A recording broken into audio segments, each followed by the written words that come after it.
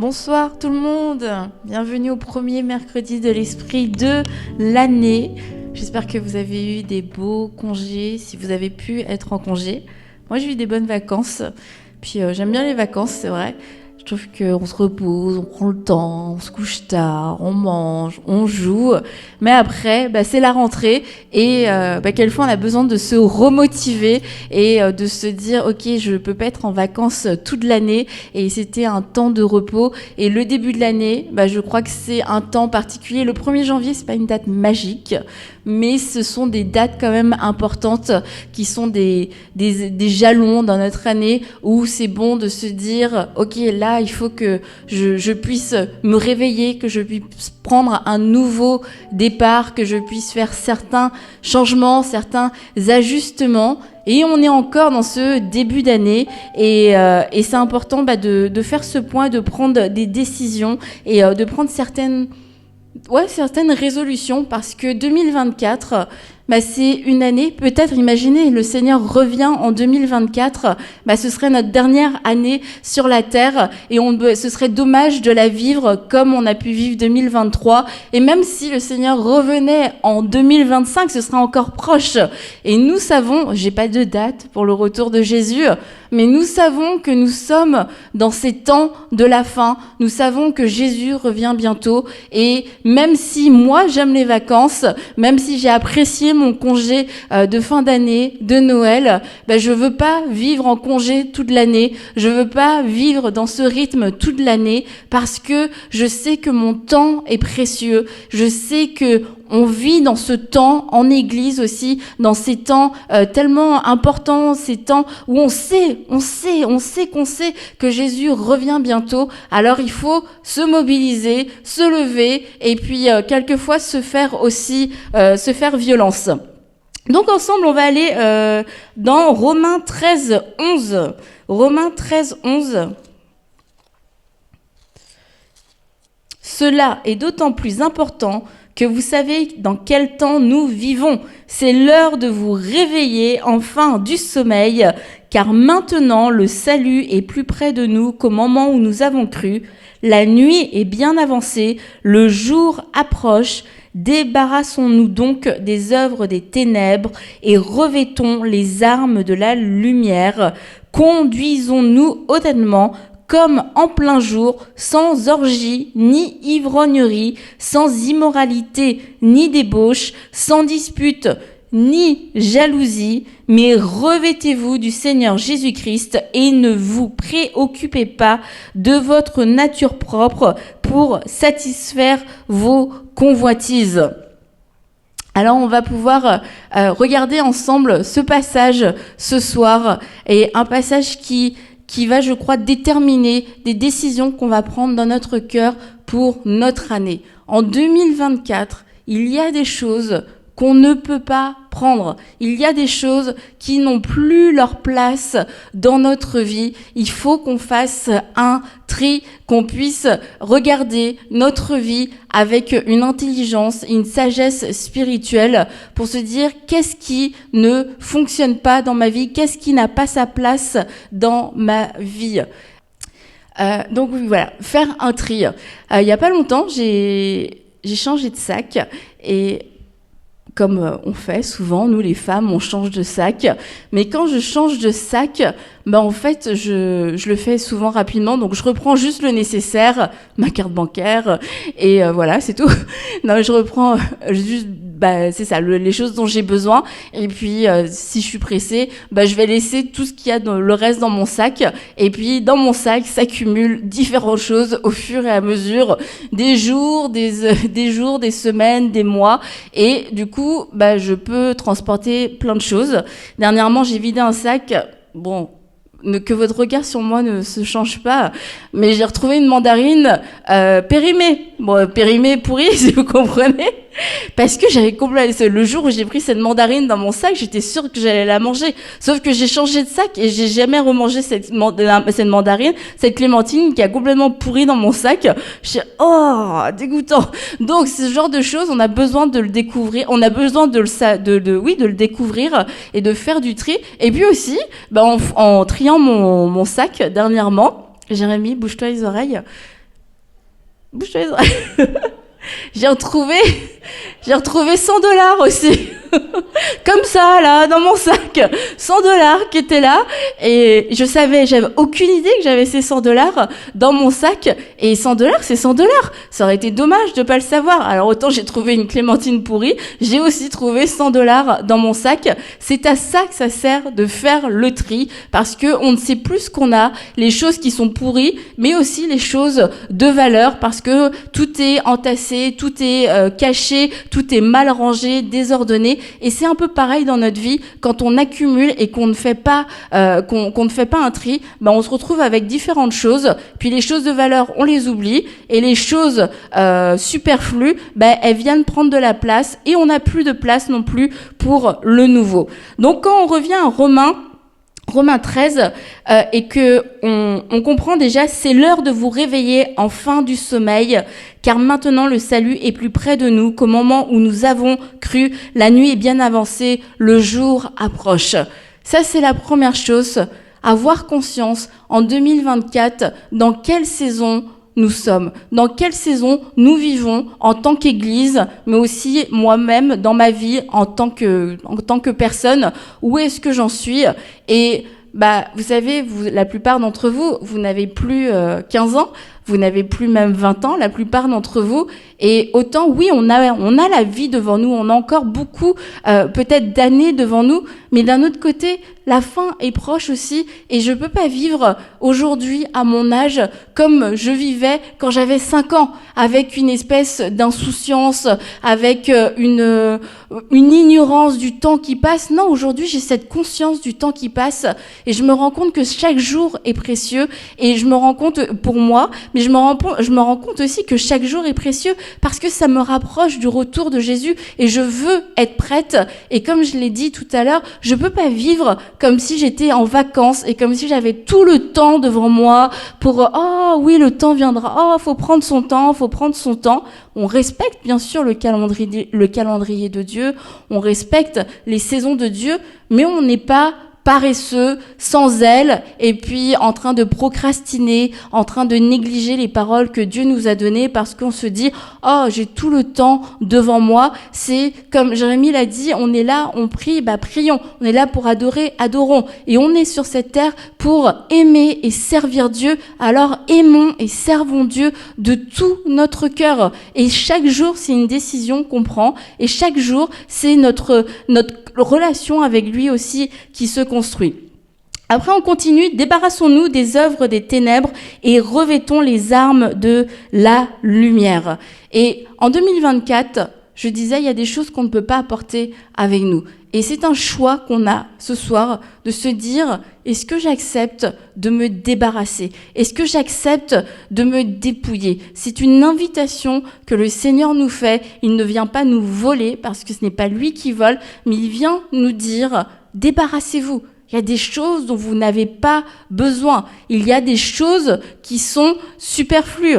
On va voir déjà, il y a les œuvres des ténèbres dont Romain nous parle, les orgies, les ivrogneries. Et ça, ce sont des choses, on le sait, c'est pas bien. On sait que ça fait partie du péché. Et même si quelqu'un vit dedans, il le sait que c'est quelque chose de pas bon et que 2024 ou 2026 ou 2018, on savait que déjà c'était pas une bonne chose à apporter dans notre vie. On le sait que ce sont des choses qui ne glorifient pas le Seigneur. Mais je crois que en 2024, l'Esprit de Dieu est en train d'affiner le renoncement, en train d'affiner ces choses desquelles nous devons nous débarrasser. Et c'est pas seulement juste « Ah oui, les mauvaises choses, le péché ». Il y a des choses qui ne sont pas du péché, mais qui sont superflues dans notre vie. Il y a des choses qui prennent de la place, il y a des choses qui prennent de notre temps, de notre énergie, de notre argent, qui prennent de la place dans notre vie et qui sont superflues. Et quand tu voyages et que tu peux prendre 6 valises, tu vas prendre un maximum de choses. Mais quand tu peux prendre qu'un bagage à main, tu vas être très sélectif dans ce que tu vas apporter avec toi. Et dans les temps dans lesquels on est, on doit voyager avec un bagage à main. On doit voyager léger, être prêt à bouger, être prêt à être réactif, être prêt à être mobile. Et pas se dire, j'amène tout mon confort avec moi. Jérémy va partir ce week-end. Il part 4-5 jours faire une mission en Guadeloupe. Est-ce que vous pensez qu'il va apporter sa voiture? Est-ce qu'il va apporter son canapé? Est-ce qu'il va apporter son lit? Est-ce qu'il va apporter sa chaise? Non, il va laisser tout ça à la maison parce que il ne déménage pas, parce qu'il part en mission et parce qu'il va prendre ce qui lui est nécessaire, ce qui lui est essentiel. Et tout ce qui n'est pas essentiel, bien il va le mettre de côté parce qu'il sait que c'est pas une question de vie ou de mort, même s'il laisse sa femme. Bon ça, mais je prenais trop de place dans la valise. Non, il m'avait proposé d'aller avec lui. J'ai renoncé. Il prend Kevin à la place. Et donc c'est ça, quand on voyage, on fait des choix. Et sur cette terre, la Bible nous dit que nous sommes des voyageurs. Ça veut dire que j'ai des choix à faire. J'ai des choix à faire dans le bagage de ma vie. Et est-ce que je veux marcher tous les jours de ma vie avec 6 valises d'inquiétude, 6 valises de confort, 6 valises de projets personnels, d'ambitions personnelles, de rêves personnels, de problèmes de caractère, des problèmes relationnels, de blessures, etc. Est-ce que j'ai le luxe aujourd'hui de m'encombrer de toutes ces choses ? Est-ce qu'on a le luxe de pouvoir se déplacer avec autant de choses? Non, nous n'avons pas le luxe de faire ça dans l'heure dans laquelle nous vivons, dans cette saison dans laquelle nous vivons. Et on va aller lire ce passage dans 2 Timothée 2,4. 2 Timothée 2,4. Aucun soldat en service ne s'embarrasse des affaires de la vie courante s'il veut plaire à celui qui l'a recruté. Aucun soldat en service ne s'embarrasse des affaires de la vie courante s'il veut plaire à celui qui l'a recruté. Si nous nous considérons comme des soldats en service, pas des soldats en vacances, pas des soldats au repos, mais des soldats en service, en mission pour le roi des rois, je ne peux pas m'embarrasser des affaires de la vie courante. Ça ne veut pas dire que je vais être négligent, que je suis complètement déconnecté et que je vais arrêter de payer mes factures, que je ne vais pas passer du temps avec ma femme ou avec mon mari ou avec mes enfants. Ça veut dire que je ne m'embarrasse pas des affaires de la vie courante. Je marche dans l'ordre divin. Chaque chose est à sa place. Chaque priorité est à sa place. Et vous savez, si vous me connaissez, moi, j'aime beaucoup l'équilibre et je suis pour l'équilibre dans tous les domaines de notre vie. Mais je crois aussi que l'équilibre, c'est quelque chose qui n'est pas statique, c'est quelque chose qui n'est pas immobile, ce n'est pas quelque chose qui est non plus égal, dans le sens où c'est 50%, 50%, 30%, non, je crois que c'est quelque chose qui fluctue selon les saisons dans laquelle on est, et que l'équilibre, à la base, et c'est une obéissance à ce que Dieu nous demande de faire dans chacune des saisons de notre vie. C'est pas quelque chose de figé, c'est pas quelque chose de statique, c'est quelque chose qui est constamment en mouvement parce que je suis constamment en mouvement dans ma vie. Alors l'équilibre, c'est pas de se dire je dois passer 3 soirées avec ma famille, je dois aller je dois prendre tant de jours de vacances dans l'année. C'est de se dire Seigneur, en 2024, quel est mon équilibre ? Peut-être que j'ai toujours vécu de cette façon-là. Peut-être que j'ai toujours pris mes vacances à ce moment-là. J'ai toujours pris tel jour de congé en partant à l'étranger et tout. Bref, tout un tas de décisions. Peut-être que j'ai toujours décidé que le samedi, moi, je faisais rien. Le samedi, c'était famille. Je vais voir mes parents. J'accueille mes frères et sœurs. On fait un repas. Peut-être qu'en 2024, je ne sais pas, mais peut-être qu'en 2024, c'est quelque chose de superflu. Peut-être qu'en 2024, cette chose qui était bonne en 2023, cette chose qui était bonne en 2021, en 2019, en 2018, peut-être qu'en 2024, cette chose est passée dans la catégorie superflu, dans la catégorie quelque chose qui t'embarrasse, quelque chose qui pèse trop lourd dans ta valise, quelque chose qui aujourd'hui n'est plus un essentiel, n'est plus une priorité. Et là, je ne suis pas en train de parler de choses du péché. Je ne suis pas en train de parler, comme on parlait dans Romains, des œuvres des ténèbres, ivrognerie, débauche, etc. Non, je parle de choses qui sont totalement légitimes, de bonnes choses, des choses qui ont été bonnes hier, mais qui peut-être aujourd'hui ne sont plus bonnes, et qu'aujourd'hui, si je continue de les faire, je serai dans la désobéissance. Je ne serai pas en train de marcher dans la volonté parfaite de Dieu. Et c'est pour ça qu'en 2024, il y a des choses dans notre vie qui n'ont plus leur place d'être, qui n'ont plus lieu d'être. Il y a des rencontres, il y a peut-être même des relations complètes qui n'ont plus leur place parce que ce n'est plus la priorité du moment. Et quand Dieu nous parle, il n'est pas en train de nous punir, en train de nous priver de quelque chose. C'est parce que on vit dans un monde où Dieu est illimité, mais moi je suis limité. Mon temps est limité.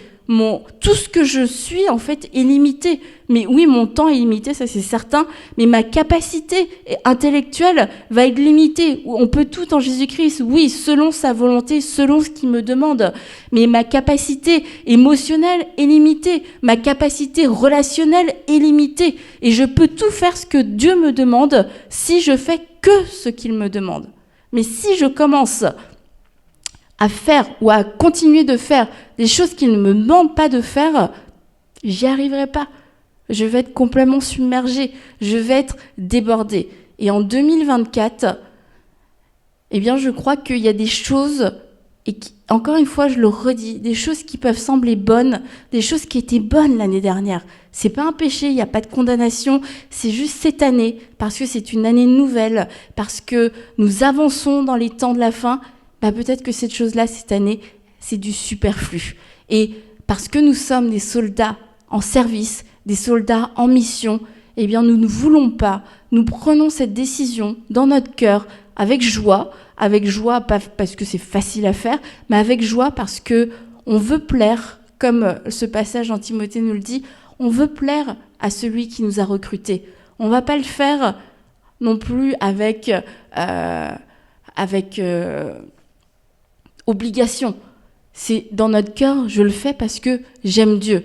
Et vous savez, quand vous passez à la douane, à la sécurité, à l'aéroport, il y a des choses que vous ne devez pas apporter, que vous n'avez pas le droit d'apporter. On n'a pas le droit d'apporter des choses qui sont très évidentes, des explosifs, des armes à feu, mais des choses qui semblent plus anodines. De l'eau, une bouteille d'eau, vous ne pouvez pas passer à la sécurité avec une bouteille d'eau.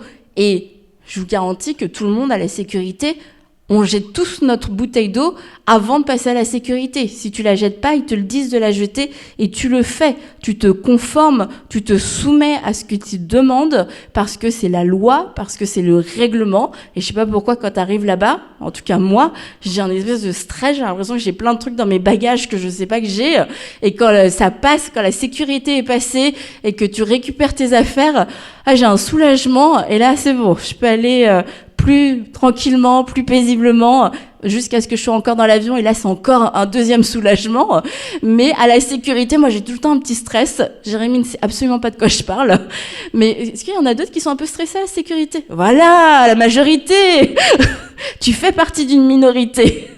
Parce que ils sont là, ils te stressent, t'as l'impression que si t'as une mini bouteille d'eau, c'est comme si t'étais un terroriste et que t'avais prévu et que t'allais terminer en prison. Et tu te soumets. Et de cette même façon, pas de cette même façon, mais dans les faits, dans l'action même, c'est de passer au scan avec le Saint-Esprit, de dire, écoute, je vais laisser mon cœur passer à travers ce scan pour voir est-ce que tout est conforme. Est-ce que tout ce que j'ai dans mes bagages, est-ce que ce sont des choses que tu approuves ? Et montre-moi ce que tu n'approuves pas. Dis-moi les choses, qu'il puisse y avoir une alerte dans mon cœur pour toutes ces choses qui sont en trop, ces choses que tu n'approuves pas, ces choses que tu me dis non, ça passe pas pour 2024. Mais je veux pas le faire comme je le fais avec les douaniers, parce que je le fais pas parce que je les aime, parce que je les respecte, parce que je les honore. Je le fais parce que j'ai pas le choix et parce que c'est la loi. Non, je veux le faire dans ma relation avec Dieu, par amour pour lui, parce que je sais que les choses sur lesquelles il va me dire « ça, tu t'en débarrasses, Annabelle, pour 2024 », je sais que c'est la bonne chose. Ça ne veut pas dire que ça me fait plaisir, ça ne veut pas dire que ça aurait été mon choix, mais je sais que c'est la bonne chose et je sais que si je veux être efficace en 2024, mais si avant tout je veux plaire à celui qui m'a recruté, que j'ai envie de le faire. J'ai envie de me débarrasser. J'ai envie de moi-même prendre cette décision et de dire oui, je veux me débarrasser de ces choses dont tu ne veux plus en 2024, y compris des choses que j'aime, des choses que j'aurais aimé garder. Je suis prête à le faire par amour pour toi. Et le fait d'accepter ce travail, de passer à travers ce scan, c'est aussi accepter de revenir à un amour authentique, un amour simple et profond mais authentique avec Dieu, de dire Seigneur, au-delà de tous les projets, de toutes les visions, parce qu'en début d'année, on prie beaucoup pour savoir c'est quoi le projet, c'est quoi la vision, qu'est-ce que tu veux, qu'est-ce que je dois faire, les tableaux de vision, etc. C'est aussi de dire je te présente mon cœur. Mon cœur est un projet. Et hier, je faisais une émission avec Audrey Mac et elle me disait, alors qu'on partageait tout ça, elle me disait que le Seigneur lui avait dit cette année, ton projet, c'est ton cœur. Et c'est pour ça que ça collait vraiment avec ce qu'on était en train de partager. Et c'est vraiment ça, notre cœur est un projet à part entière. Dieu peut te dire, va à travers toutes les nations, mais avec quel cœur tu vas y aller?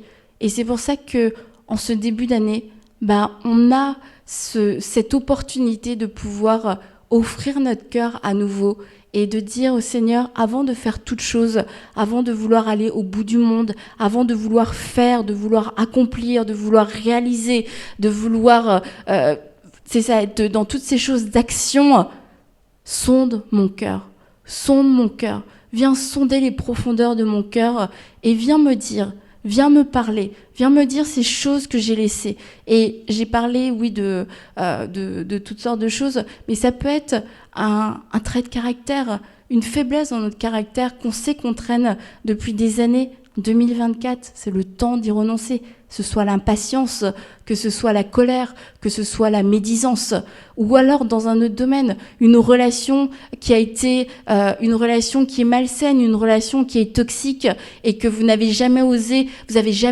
confronter la personne, mais c'est quelque chose qui revient, c'est quelque chose qui est lourd dans votre cœur, c'est quelque chose qui vous attriste.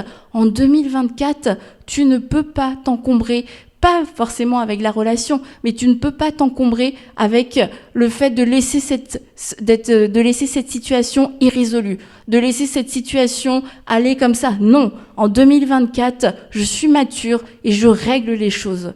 En 2024, je confronte les problèmes que j'ai eus en 2023. J'apporte pas mes problèmes de 2023, mais quelquefois ils m'ont suivi en 2024. Donc plutôt que de les accepter et puis qui deviennent la normalité, pourquoi est-ce que j'ai pas réussi à les surmonter en 2023? Quelquefois on n'a pas réussi à surmonter certains problèmes parce qu'on n'avait pas le courage, parce qu'on n'avait pas la foi, parce qu'on n'avait pas l'audace de le faire. Mais en 2024, non, j'ose regarder mon Goliath et j'ose le confronter avec la parole de Dieu. J'ose prendre toutes ces décisions mais je parle, là, c'est comme si j'ose prendre ces décisions, Goliath, etc. Mais sincèrement, je pense qu'il y a beaucoup de choses qui vont vous surprendre, on va prier, et qui seront des choses qui vont vous paraître peut-être même anodines. Mais ces choses anodines, c'est tellement anodin qu'on n'a pas envie d'y renoncer, on se dit, pourquoi j'y renoncerais?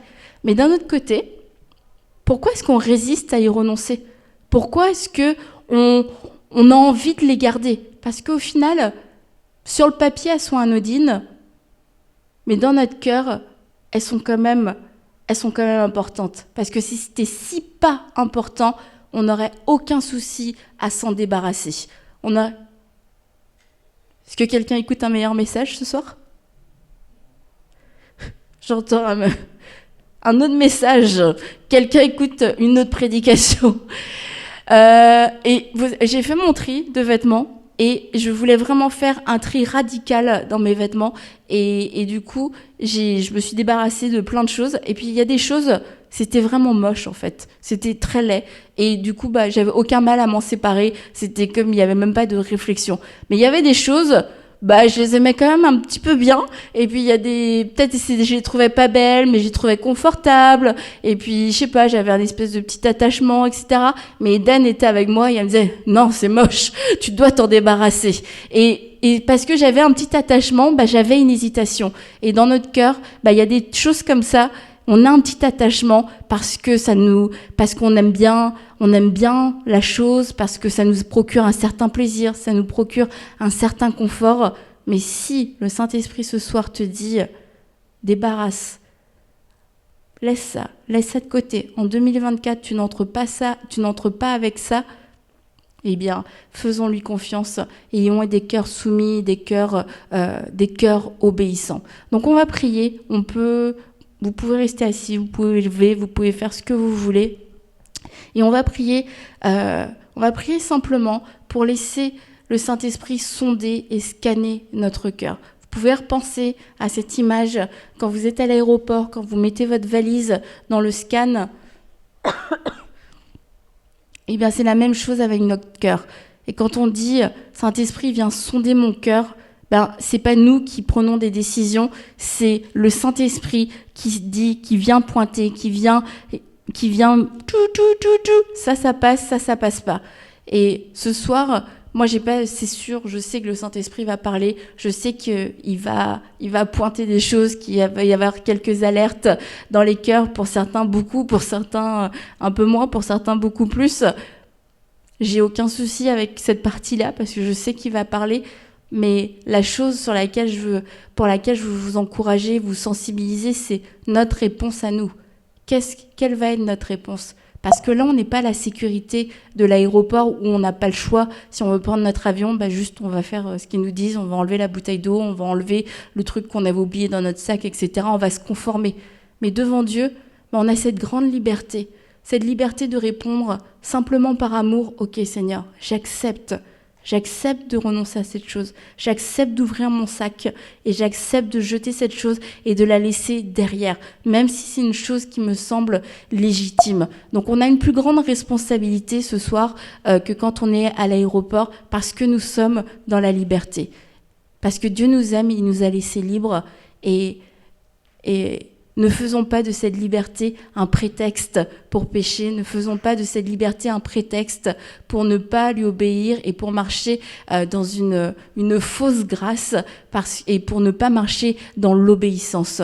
Et comme j'ai dit, l'obéissance est la base de l'équilibre de notre vie. Et ce qui était bon hier n'est pas bon aujourd'hui. Et si Dieu te dit « Ok, là, tu renonces à cette journée, ta journée off, ta journée où tu ne fais rien, ta journée pour toi, tu vas pas mourir, tu vas pas être malade, tu vas pas perdre ta famille, tu vas pas perdre ton couple, tu vas pas perdre tes enfants, parce que c'est une parole de vie et ce n'est pas une parole de mort. Et quand Dieu donne une parole de vie, c'est une parole, comme la Bible nous dit, la bénédiction qui enrichit et qui n'est suivie d'aucun chagrin. Et à ce moment-là, j'ai besoin moi aussi de libérer ma foi et de dire « Ok Seigneur, je sais pas comment ça va fonctionner, mais j'accepte. » Et je te dis oui. Alors on va prier. On va inviter ensemble le Saint-Esprit, chacun pour soi, chacun pour notre vie. Saint-Esprit, nous t'invitons ce soir, nous t'invitons à sonder nos cœurs, nous t'invitons à scanner nos cœurs en ce début d'année. Et on veut le faire de façon honnête, de façon sincère et authentique, parce que nous savons dans quel temps nous vivons, nous savons que le jour approche et qu'il est temps de nous réveiller. Tu nous as dit de nous réveiller, de ne plus dormir, de sortir de cette torpeur. Alors nous ne voulons pas être bloqués avec des bagages qui sont lourds, nous ne voulons plus être retardés avec des choses qui nous encombrent, avec des choses qui font partie du superflu. Saint-Esprit, ce soir, Parle dans nos cœurs, montre-nous ce qui n'est pas, ce que nous ne devons pas apporter en 2024. Montre-nous ce qui n'appartient pas à 2024. Montre-nous ce qui ne fait pas partie, ce qui n'a pas sa place en 2024.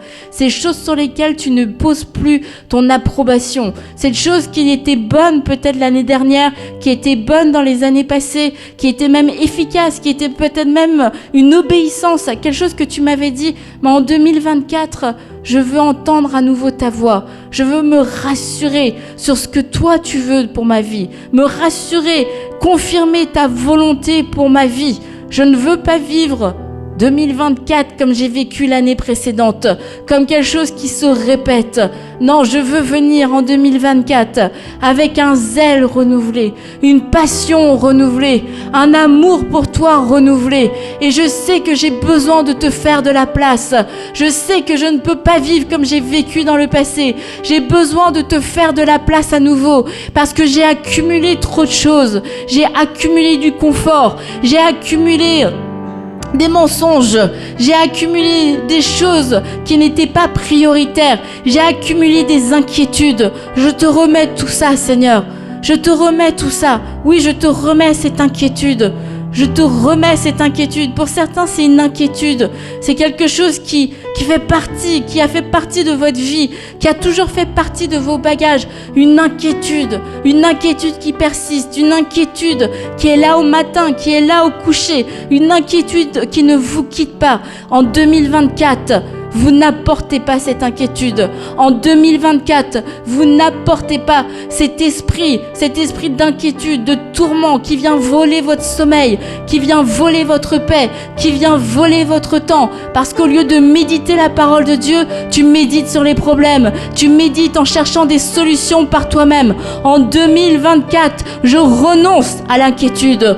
Je renonce à l'inquiétude. Je renonce à mes réflexions personnelles motivées par la peur, motivée par la crainte de ne pas avoir assez, par la crainte de ne pas réussir, par la crainte de ne pas avoir assez de ressources. Je renonce, Seigneur, et je te fais confiance. Je te fais confiance pour ma famille.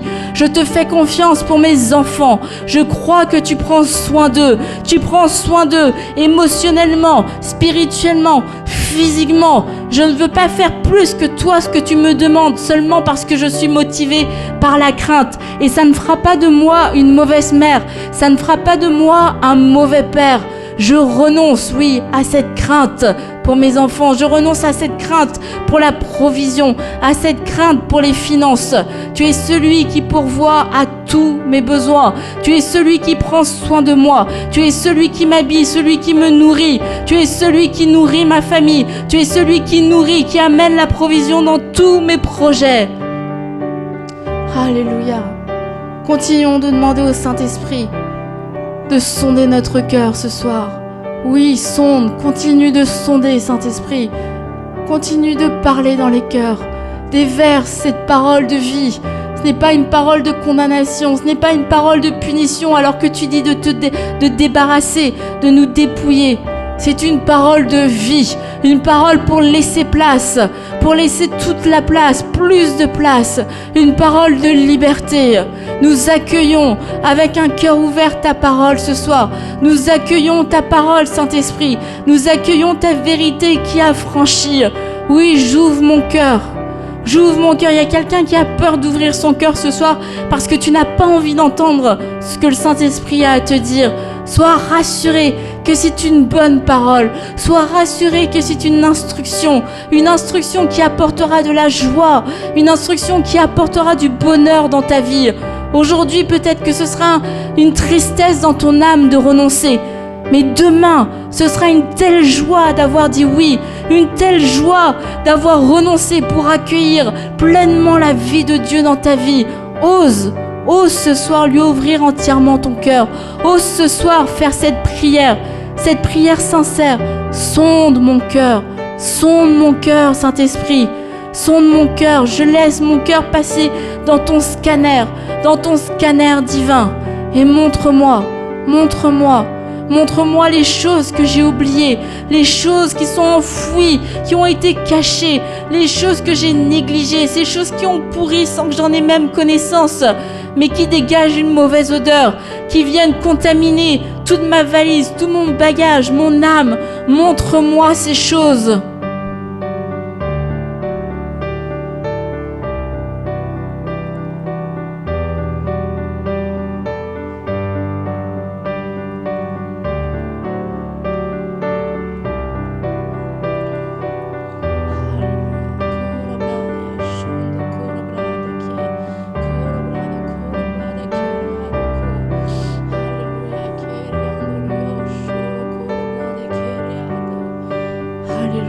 Merci Saint-Esprit parce que tu libères ta parole. Merci Saint-Esprit parce que tu parles dans les cœurs ce soir. Tu parles simplement dans les cœurs. Ne doute pas que cette parole vienne de Dieu. Ne doute pas de cette parole qui est simple. Cette chose, comme on a dit, qui peut sembler tellement anodine. Prends-la au sérieux. Note-la. Considère-la. Si le Saint-Esprit, pour ceux à qui le Saint-Esprit a parlé, prenez maintenant, on va prendre cette décision ensemble de se soumettre. Saint-Esprit, tu m'as parlé. Tu m'as parlé pour cette chose. Vous pouvez nommer ces choses que le Saint-Esprit vous avait révélées, ces choses dont le Saint-Esprit a mis sur votre cœur. Et dire, Saint-Esprit, merci pour ta parole de vérité. Et ce soir, j'accepte. J'accepte de renoncer.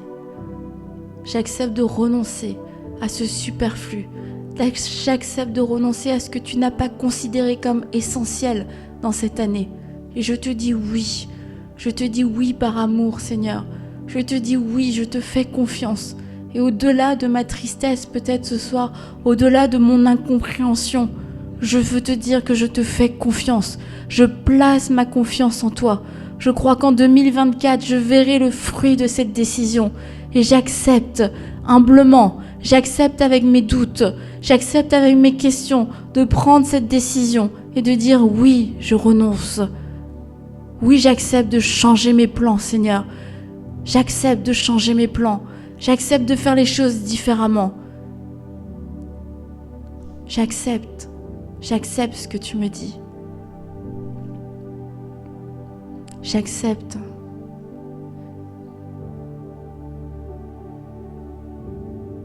J'accepte, Saint-Esprit, ta parole.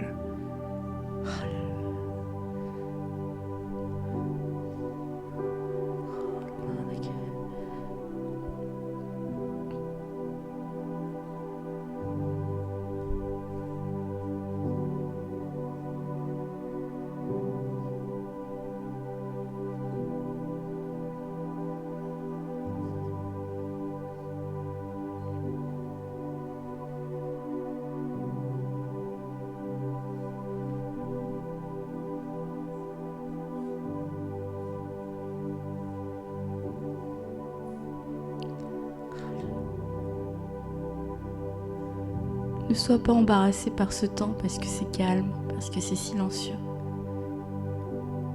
C'est un temps propice pour que tu puisses entendre, ce qu'il a à te dire.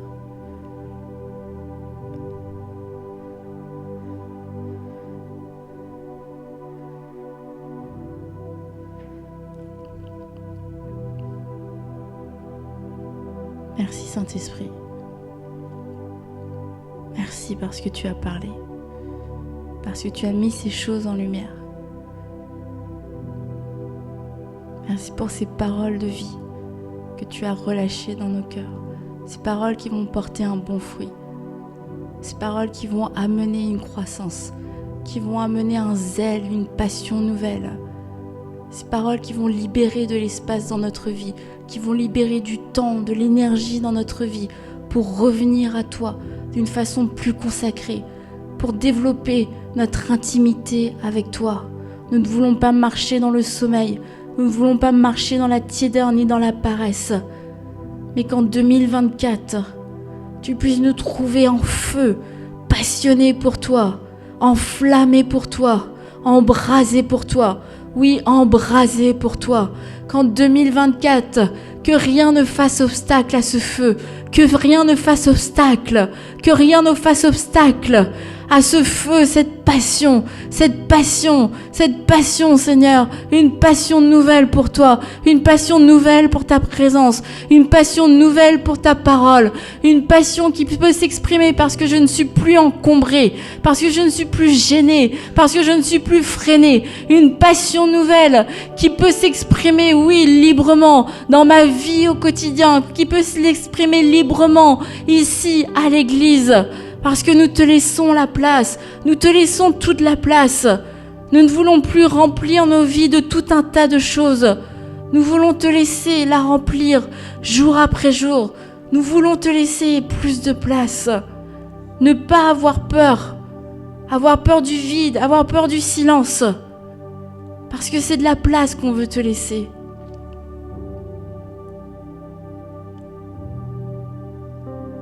N'ayons pas peur du vide, n'ayons pas peur du silence. Dès qu'on a une place dans notre vie, on a tendance à vouloir tout de suite la remplir parce qu'on se dit je vais faire quelque chose de plus. Ça me donne un espace de plus, un espace de plus pour pouvoir faire quelque chose de plus. Mais c'est dans cet espace de vide, cet espace de silence, qu'on va laisser la place à Dieu, qu'on va lui laisser la place pour nous remplir. Vous savez, on dit les enfants, c'est bon qu'ils puissent s'ennuyer parce que c'est à ce moment-là qu'ils commencent à être plus créatifs. C'est dans ces moments-là qu'ils commencent à développer eux-mêmes certaines idées, à être stimulés dans leur intelligence, stimulés dans leur créativité. Et c'est la même chose pour nous dans notre intimité avec Dieu. C'est dans ces instants de silence, dans ces instants de vide, dans ces instants de solitude, quelquefois qu'on repousse parce qu'on a l'impression qu'on est en train de perdre notre temps, qu'en fait on va laisser du temps. On va laisser du temps à Dieu. Donc n'ayons pas peur en 2024 de laisser de l'espace et de ne pas être dans cette quête, je dois absolument tout remplir. Mon agenda doit être tout rempli. Non, que ces espaces ne soient pas des temps pour perdre du temps, mais pour laisser du temps à Dieu. Alors ce que vous avez reçu ce soir, ces paroles que le Saint-Esprit vous a données, et je le redis, ça peut être vraiment d'une façon très simple. Vous avez eu cette pensée, cette image, une idée qui vous est venue. Faites confiance à Dieu. C'est lui qui vous a parlé ce soir. Notez-le et prenez une décision. Pour pas que mercredi prochain vous ayez oublié c'était quoi cette chose dont Dieu vous a parlé, parce que souvent on oublie, on est négligent. Et je veux juste finir en ajoutant dans Romains 11, le passage qu'on a lu, qui se terminait au verset 14, « Ne vous préoccupez pas de votre nature propre pour satisfaire ses convoitises. » Je veux quand même, par rapport à l'équilibre, sachez qu'il y a une différence entre la convoitise et les besoins. On a une nature qui a besoin de manger, qui a besoin de dormir, qui a besoin de se reposer, qui a besoin d'interagir, qui a besoin de rire, et ça fait partie de nos besoins. La Bible ne nous dit pas de renoncer à nos besoins et de se faire souffrir pour ne pas répondre à nos besoins, mais pour ne pas répondre à une convoitise. Et la convoitise, c'est aller au-delà du besoin. J'ai besoin de vacances, j'ai besoin de repos, mais maintenant, si je veux plus de vacances et plus de repos parce que je suis dans une forme de paresse, je tombe dans une forme de convoitise. Donc la convoitise, c'est pas le besoin, c'est pas le message n'était pas de dire sacrifiez tous vos besoins et puis vivez une vie extrêmement difficile et de souffrance. C'est de ne pas tomber dans la convoitise, c'est d'aller au-delà de notre besoin et vivre dans cette sobriété. C'est un peu comme la nourriture, le fait de manger ce dont on a besoin, et quand on n'a plus faim, on s'arrête de manger parce qu'au-delà, on est dans un excès, au-delà, on est dans de la gourmandise. C'est pareil dans tous les domaines de notre vie. On a besoin de plein de choses dans notre vie, mais quand on va au-delà du besoin, on tombe dans un excès et on tombe dans une forme de convoitise. Donc c'est important juste de pouvoir connaître et puis de savoir la différence entre les deux. Et si on passait la ligne et qu'on allait au-delà de notre besoin, comptons aussi sur le Saint-Esprit. Faites confiance au Saint-Esprit pour vous instruire et pour vous dire, ok, là, t'as dépassé la ligne, t'es allé au-delà de ton besoin, et ça fait partie de notre apprentissage, de notre croissance, plutôt que d'être paralysé et d'avoir peur. Oh, j'ai peur de mal faire, j'ai peur d'être dans la convoitise. Non, avançons avec assurance, avec liberté, et quand on a un bon cœur, si on se trompe, si on fait un pas de trop, le Saint-Esprit va nous arrêter, et puis on va dire, ok, j'ai compris, merci Saint-Esprit de m'avoir arrêté. Je comprends maintenant je comprends la limite, le cadre que tu as posé.